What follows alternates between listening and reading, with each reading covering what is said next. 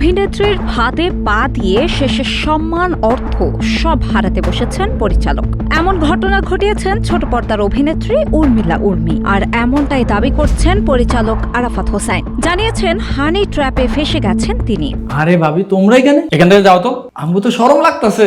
হানি trap কি? আসুন এটা আগে একটু বুঝিয়ে বলি। এটি এমন একটি কৌশল যেখানে কোনো ব্যক্তির কাছ থেকে গোপন তথ্য আদায়, ব্ল্যাকমেইল বা বিশেষ উদ্দেশ্যে প্রলুব্ধ করার জন্য প্রেম, আকর্ষণ বা যৌন সম্পর্ককে ব্যবহার করা হয়। কেন? কারণ নাজায়েজ।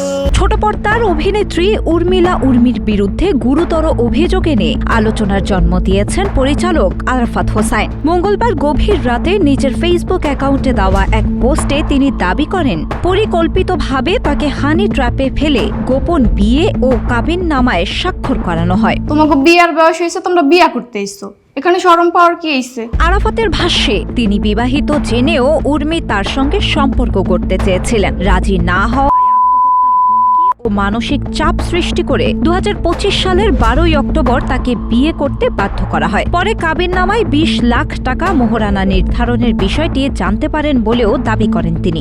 100% ওরা সংঘবদ্ধ চক্র। মেয়েটার থাকা, খাওয়া, চলা, এত প্রিমিয়াম ভাবে ঢাকা শহরে চলাফেরা করা, 30 থেকে 35 হাজার টাকা বাসা ভাড়া দেওয়া, 60 লাখ টাকা দামের গাড়িতে চড়া, আইফোন 2 থেকে 3টা আইফোন ইউজ করে সেই, ইত্যাদি ইত্যাদি, কি বলবো আর। আরাফাত আরও অভিযোগ করেন, বিয়ের কিছুদিন পর আল্ট্রাসাউন্ড করার পর রিপোর্ট হাতে পেয়ে আকাশ থেকে পড়েন তিনি। কারণ বিয়ের বয়স ছিল 35 দিন, অথচ পেটের বাচ্চা 47 দিনের। তাহলে বাচ্চাটা কার? তার দাবি, এক ব্যক্তিকে সঙ্গে নিয়ে উর্মি একটি কাবিন ভিত্তিক প্রতারণা চক্র পরিচালনা করছেন এবং তার কাছ থেকেও 50 লক্ষ টাকা দাবি করা হয়েছে। ঘটনা এত দূর গড়িয়ে গেছে, অথচ এখনো মুখে কুলু পেটে বসে আছেন অভিনেত্রী। মিডিয়ার সামনে জানাননি কোনো আনুষ্ঠানিক বক্তব্য। তার এমন নিশ্চুপ থাকা জন্ম দিয়েছে নতুন প্রশ্নের। কেউ কেউ বলছেন নীরবতাই সম্মতির লক্ষণ। তবে কি তার বিরুদ্ধে আনা সকল অভিযোগ সত্য? এজন্যই কি আপাতত নীরব থেকে কোনো গল্প সাজাচ্ছেন তিনি?